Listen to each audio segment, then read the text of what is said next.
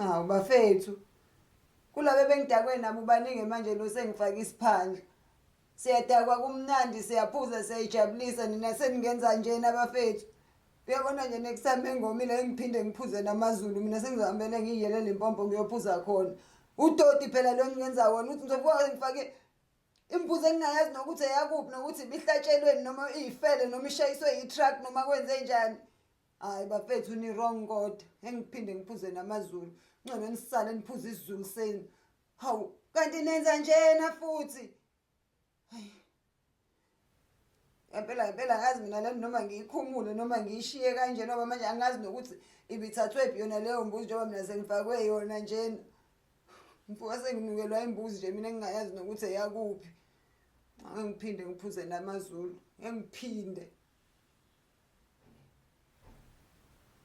Please subscribe to my YouTube channel for more